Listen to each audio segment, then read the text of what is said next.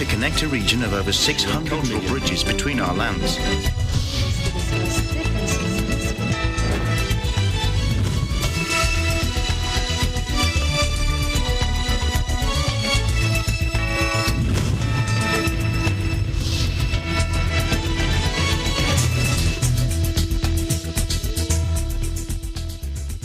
Hello, I'm Maricar Velasco and welcome to ASEAN in Focus. I'm bringing you the news in the dynamic ASEAN region on today's headlines. 4 killed in Malaysia landslide due to unusual heavy rains. Malaysia to reopen for tourists after 2-year COVID closure. And scuba divers help preserve a 200-year-old Chinese mansion in Bangkok, Thailand.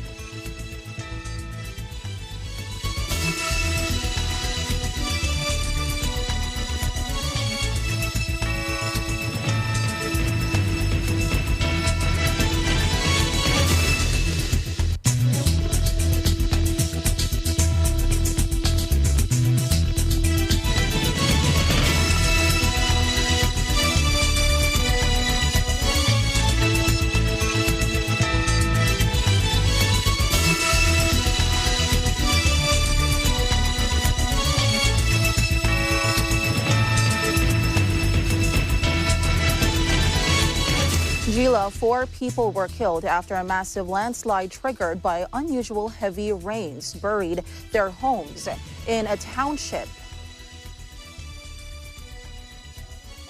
outside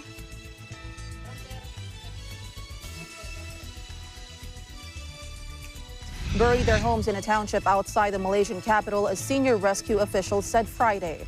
Malaysia has been experiencing heavy rains over the past few weeks, which officials and environmental ISIS says it's unusual at this time of year and could be the result of climate change. Norazam Khamis, the emergency services chief of Selangor State, said the landslide happened in the suburb of Ampang on Thursday. Rescuers backed by an earth mover recovered 4 dead bodies and a 5th person was rescued alive, Norazam added.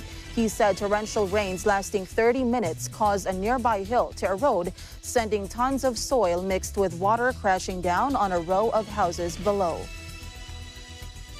The victims were found buried under about 2 meters of mud and they could not escape in time. The mud flow completely destroyed 2 houses and damaged almost a dozen other homes, local media reported.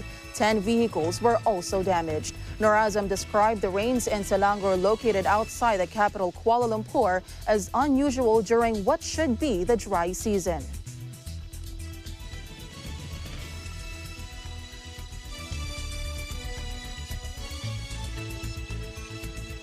Indonesia's Mount Merapi unleashed a torrent of hot clouds, turning the sky a fiery red as molten lava flowed down its slopes on Thursday, with the eruption forcing over 250 people to flee their homes, authorities said. The volcano, one of the most active in the world, erupted multiple times overnight, spewing gas, volcanic ash, and rocks that flowed over the 5 kilometers down its slopes, the head of Indonesia's National Disaster Management and Mitigation Agency said. In a statement, Abdul Mohari said 253 people took shelter due to the avalanches of hot clouds and ash. Residents have been told to steer clear of an area spanning a 7-kilometer radius surrounding Merapi's crater over warnings of lava and airborne volcanic material, Mohari added. Hot clouds and smoke from the eruption blotted out the sky in parts of the densely populated Java Island near Indonesia's cultural capital, Yogyakarta. Mount Merapi is on its 2nd highest alert level since November 2020 after showing renewed activity. Its last major eruption in 2010 killed more than 300 people and forced the evacuation of around 280,000 residents from surrounding areas. That was its most powerful explosion since 1930, which killed around 1,300 people. An eruption in 1994 left about 60 people dead.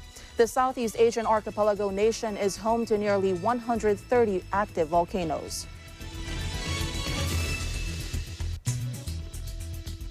Good afternoon, I'm Gila. from your ABC Thailand Bureau. Meanwhile, Representative Alan Peter Cayetano on Thursday lauded the Department of Foreign Affairs for its continuing the repatriation and evacuation of Filipinos in war-torn Ukraine. Cayetano made the statement after the DFA raised the crisis alert level 4 for all areas in Ukraine due to the deterioration security situation, paving the way for the mandatory evacuation for all Filipinos. According to the DFA website, alert level 4 is issued when there is a large-scale internal conflict or full-blown external attack in the country. He said time is of the essence for the repatriation of Filipinos. In a Laging Handa briefing on Wednesday, Foreign Affairs Undersecretary Sara Lu Ariola said 63 Filipinos have been repatriated and more are expected to arrive in the coming days. At least 136, meanwhile, are waiting for their repatriation from different European nations after crossing Ukrainian borders. Prior to DFA's first batch of repatriates, there were an estimated 380 Filipinos living and working in Ukraine. Cayetano said the recently signed law creating the Department of Migrant Workers would help streamline and speed up services for the country's overseas workers, especially those in distress.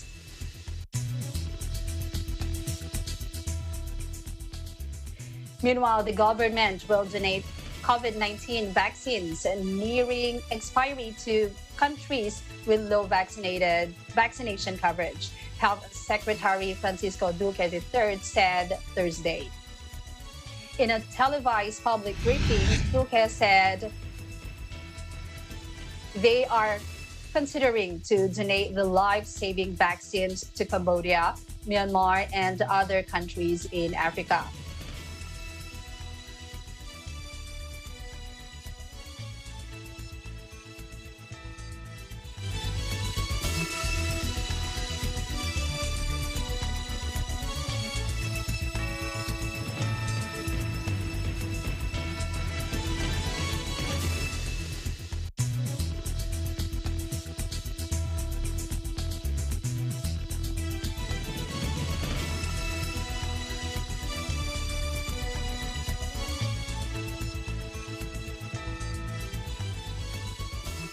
However, the National Vaccination Operations Center is still identifying the amount and which doses to donate. Duque confirmed that pharmaceutical firm AstraZeneca approved the shelf life extension of its COVID-19 jabs. He said they're just waiting for the FDA to approve the extension of shelf life by 3 months.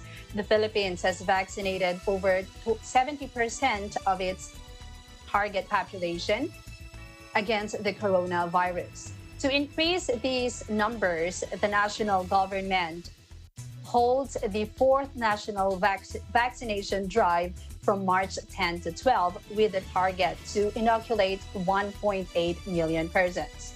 Its coverage is focused on the A2 population or the senior citizens and areas with low vaccination rate. Bangsamoro Autonomous Region in Muslim Mindanao, Central Visayas, Soksargen, and Bicol Region.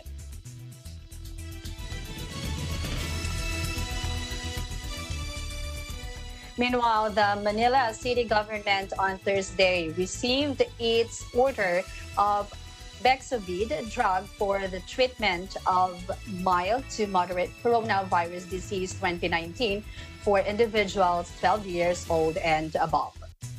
A total of 2,500 boxes of the oral antiviral drugs were delivered to the Manila City Hall. The said medicine has a 20% efficacy in preventing hospitalization and death in high-risk patients, according to Manila Mayor Francisco Isko Moreno Dumagoso said in a statement.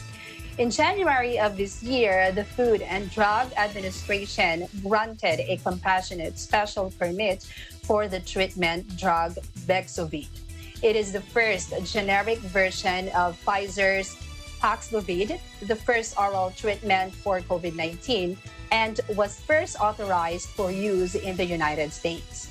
The FDA earlier said Bexovit could help reduce risk of hospitalization and deaths by 88 to 89% when taken within 3 to 5 days from the onset of symptoms.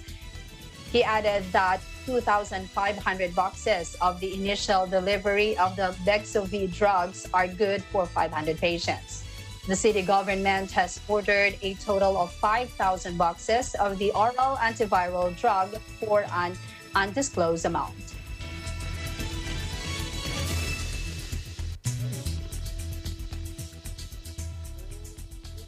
In other news, about 64 million Filipinos are already fully vaccinated against COVID-19, a health official said Thursday.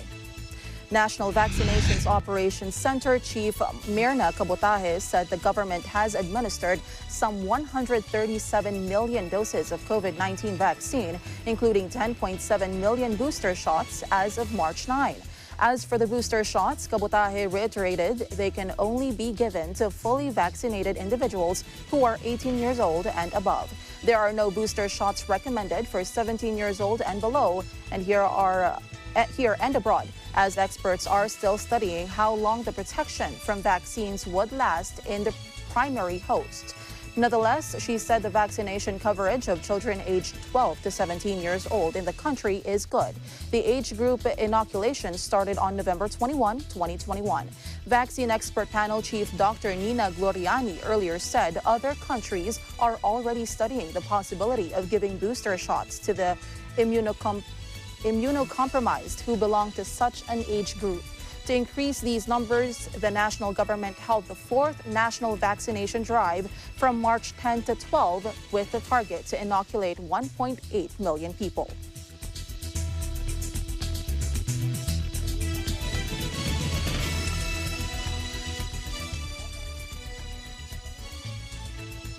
Other news when ASEAN in Focus returns.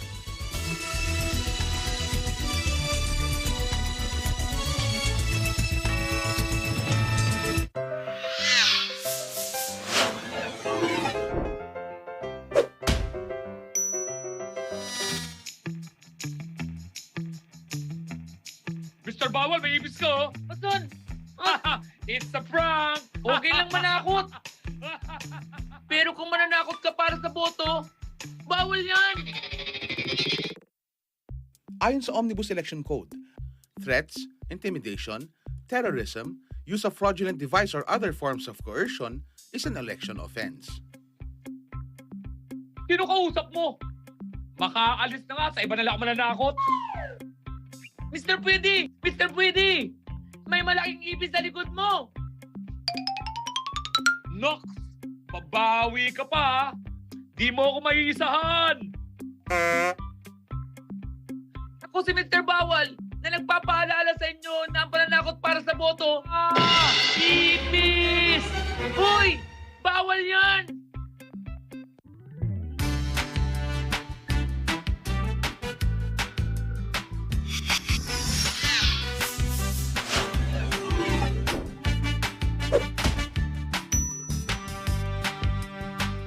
A public service message of Net25 for Mata ng Halalan 2022. Matatag, matapang, matapat.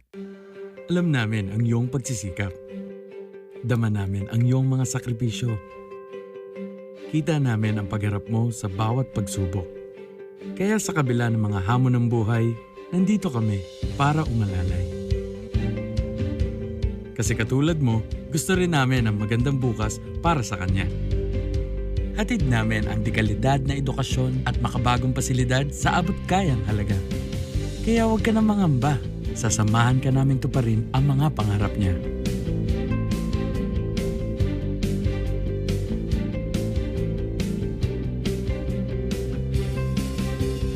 Maaasahan mong sulit dito ang mga pinagsikapan mo. sa aming mga makabagong pasilidad at sistema ng edukasyon. May lalabas natin ang angking talino at mga kakayahan niya. Kahit sa munting halaga, makakasiguro ka na makakasabay siya sa mabilis na pag-ikot ng mundo. Sa New Era, karamay mo kami sa bawat hamon. Kaagapay mo kami sa bawat hakbang. Kasama mo kami sa bawat ngiti at tagumpay.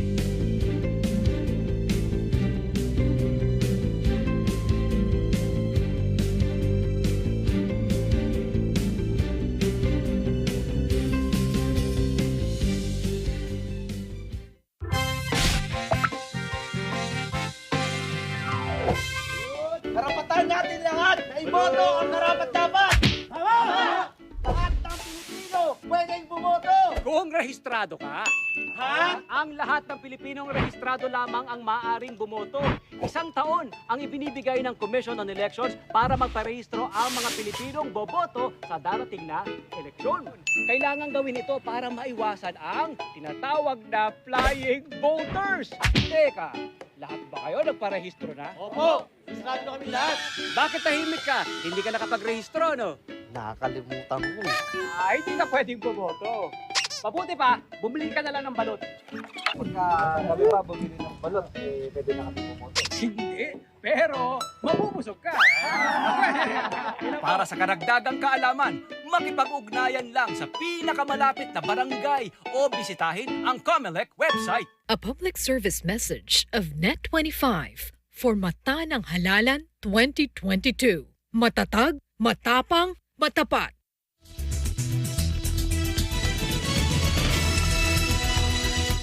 Continuing on over to Malaysia, Malaysia will reopen to all vaccinated tourists from April 1, joining a growing number of countries removing restrictions in an attempt to live with COVID. The tourism-reliant Southeast Asian country known for its white sand beaches and lush rainforest shut its borders in March 2020, but will now require only a negative COVID test to enter.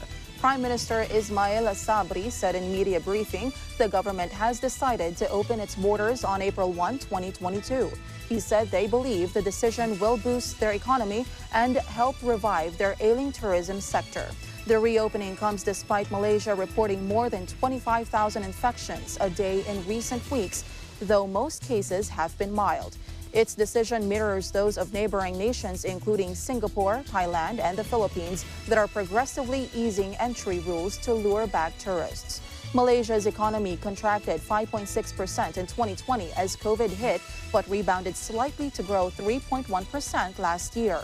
Malaysia's based AirAsia, one of Southeast Asia's top budget airlines, called the move timely and said it will provide a strong impetus for recovery in tourism and aviation. Group Chief Executive Bo Lingam told AFP the carrier hoped to move around 1 million passengers in the first week. Vaccinated travelers will not be subjected to quarantine, but will need to produce a negative PCR test 2 days before arrival and take an antigen test in the 24 hours after entry. Over 2 months since the world's biggest trade pact entered into force, the Department of Trade and Industry remains hopeful that the Philippines will soon finish its ratification process to reap the benefits of the regional economic deal. Trade Secretary Ramon Lopez at a virtual event on Thursday said the Regional Comprehensive Economic Partnership Agreement remains to be a top priority of the Philippine government as it is an important tool to sustain economic growth and attract investments in the country. Lopez said the DTI is working to complete the domestic ratification process for the RCEP agreement as soon as possible. He added while there are some expected delays due to the upcoming national elections and the schedule of the Senate, the DTI is optimistic that the Philippines will be able to join RCEP soon. RCEP is a free trade agreement among ASEAN countries and their trading partners, including Australia, China, Japan, New Zealand, and South Korea. This represents 30% of the global gross domestic product, or $26.2 trillion. It entered into force on January 1, 2022.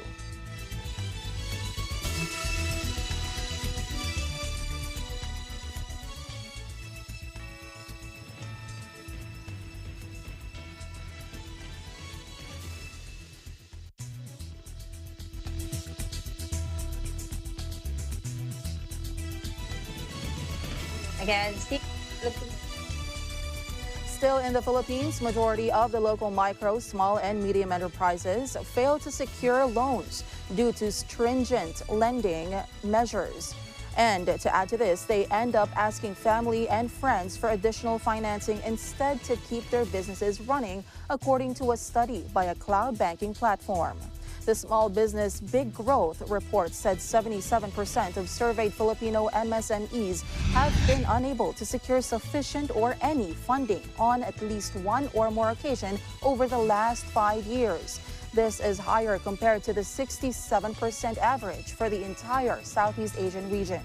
Some 56% of the local entrepreneurs resorted to asking their friends and families for loans as a result. About 45%, meanwhile, dipped in their own pockets to start their businesses.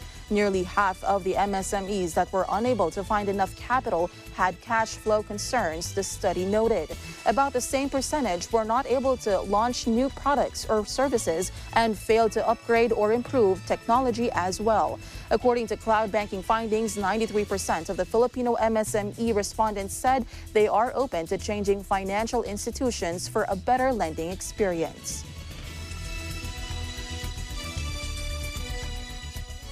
Meanwhile, former Chief Presidential Legal Counsel Salvador Panelo on Thursday lauded Vice Presidential aspirant Sara Duterte for initiating the creation of the Davao City Special Needs Intervention Center for Children.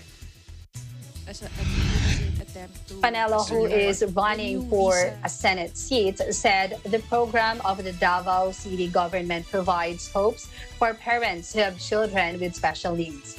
The city government is now building a 70 million Philippine pesos facility that will offer medical care for children with special needs.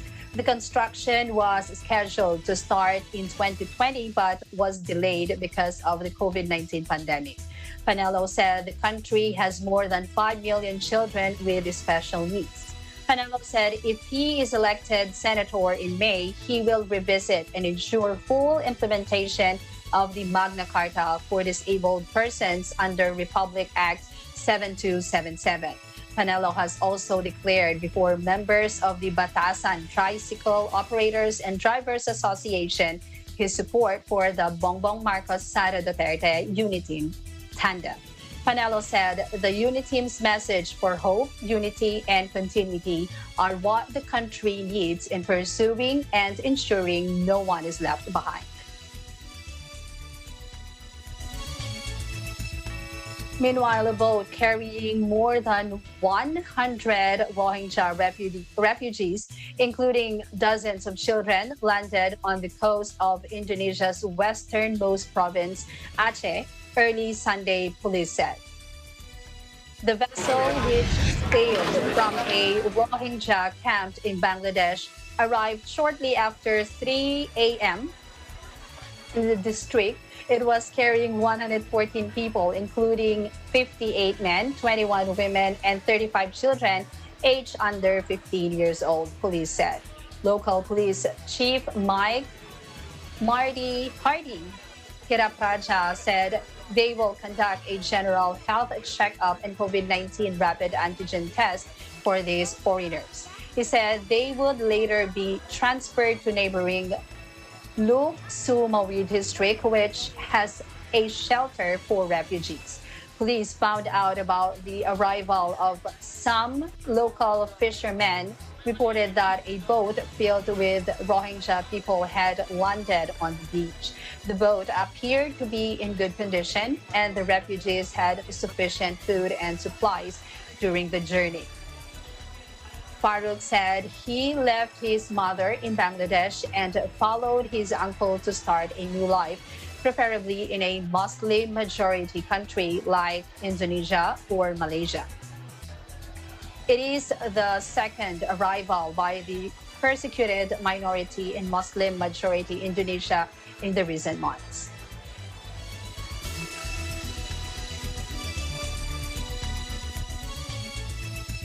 Stay tuned for more news after this break.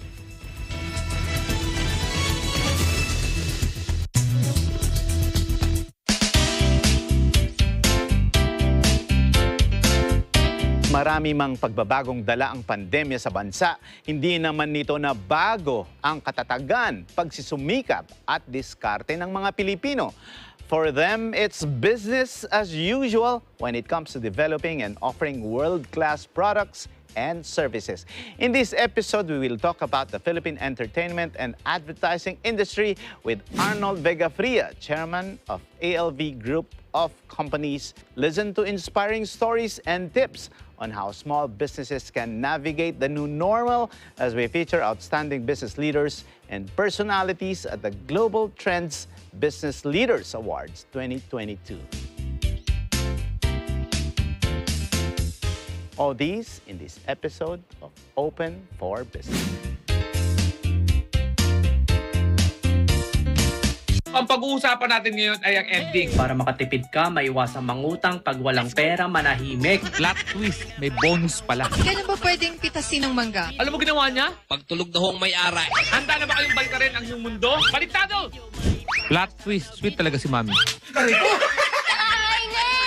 Bad trip ka, babe. Nagigigil ako, sarap ng mutakin. Kaya na ba haba ng practice, sa palpak diyan tuloy. Vlogger ka? Sikat ako, sikat. Pa-picture ka na? Hindi, ayoko. Funniest nakaball videos! Alam na namin ang sikreto yung dalawa. Oo nga! Bakit hawak mo yan? Couple's necklace na yan. Binigay sa amin ni Esmigong yan.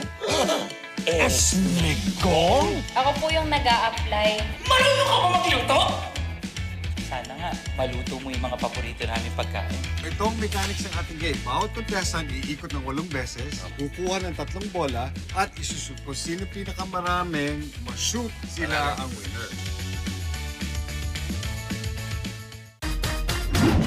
Gusto niyo bang magkaroon ng tsansang manalo ng 5,000 pesos na nasa bahay lang kayo? Manood lang ng Tara Game agad-agad mula simula hanggang katapusan para makuha ang mga sagot sa 2 Tara Game questions of the night. Magpunta lang sa www.net25.com, pindutin ang Tara Game Sagot Agad-Agad logo, mag-register at isubmit ang mga sagot mo para magkaroon ka ng entry. Ang dali lang! Natuwa ka na, posible ka pang manalo ng 5,000 pesos. Ang dali lang nito. O ano? Sali na sa Tara Game! Sagot Agad-Agad Promo!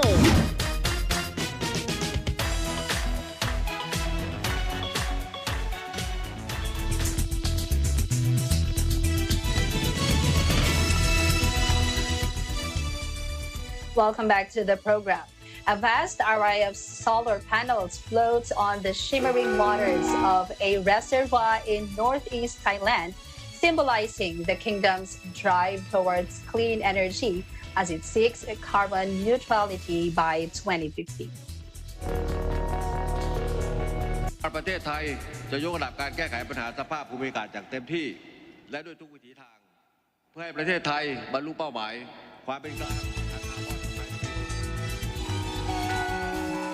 The immense installation covering 720,000 square meters of water surface is a hybrid system that converts sunlight to electricity by day and generates hydropower at night. Touted by the authorities as the world's largest floating hydro solar farm, the Sirindorn Dam project in the northeastern province of Ubon Ratchathani is the first of 15 such farms Thailand plans to build by 2037. The kingdom is stepping up efforts to wean itself of fossil fuels, and at the COP26 climate conference in Glasgow last year, Prime Minister Prayut Chan-o-cha set the target of carbon neutrality by 2050, followed by a net zero greenhouse emissions by 2065. The Sirindon Dam Farm, which began operations last October, has more than 144,000 solar cells covering the same area as 70 football pitches and can generate 45 megawatts of electricity. The deputy governor also said that they can claim that through 45 megawatts combined with hydropower and energy management system for solar and hydropowers, this is the first and biggest project in the world.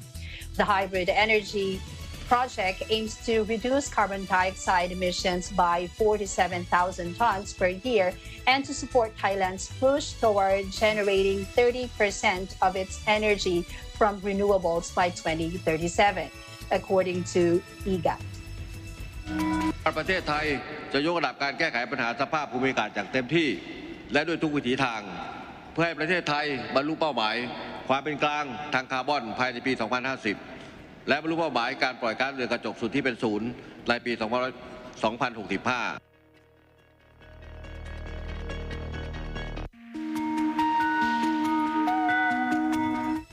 Over to Bangkok, a 200-year-old Chinese mansion in Bangkok's heart isn't an obvious place for a scuba school, but in a city relentlessly demolishing its architectural heritage, the business is helping preserve the historic home.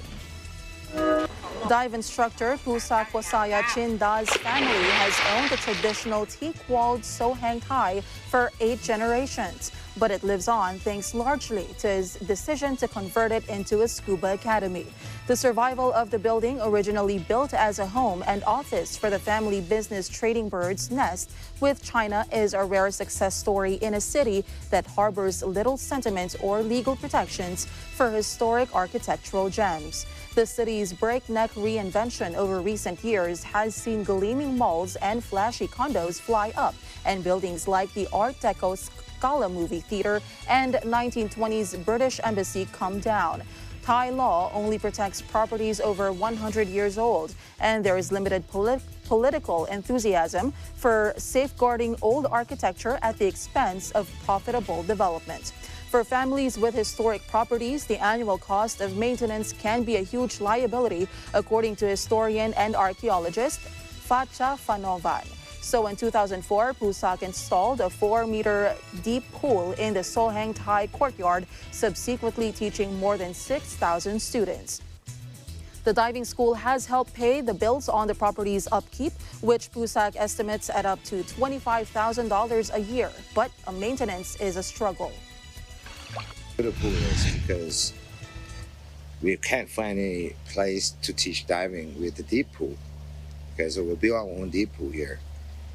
And I only have a sum of money that can do the pool and renovate a house. It's coming out of my pocket. So therefore, while we did the pool, we renovated the house as well.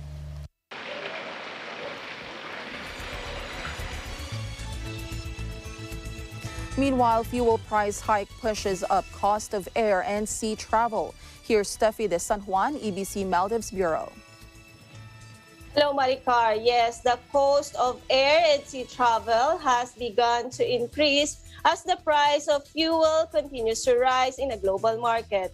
Aviation industry expert, the managing director of Inner Maldives, Mohammed Pirak, told that many airlines have already begun increasing the fuel surcharge. If we were to sustain business, the changes to price of fuel will be reflected in ticket prices, he said.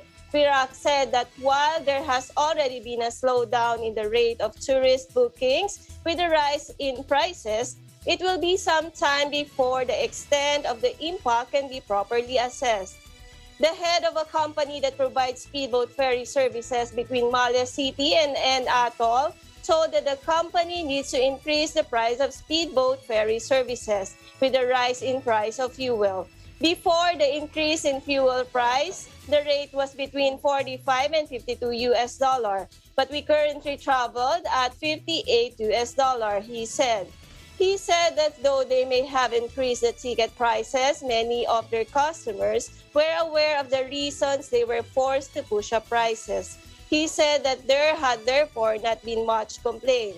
While airlines and ferry services providers have the opportunity to change ticket prices with a change to global prices, taxis do not have the same opportunity, as taxi fares are controlled by the government. However, taxi centers have banded together to submit a petition to the Transport Ministry urging a fast rollout of taxi meters and an increase in The price of a barrel of Brent crude oil is currently at $125.92 in a global market, the highest it has risen since 2014.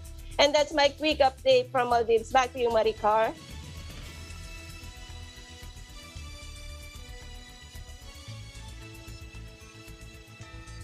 Thanks, Steffi.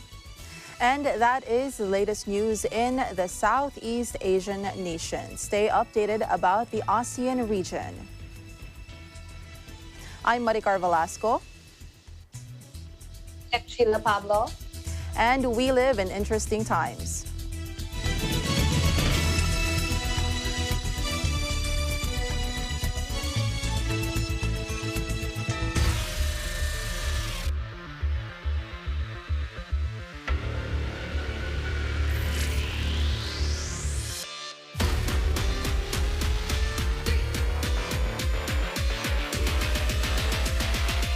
Welcome to Mobile Legends!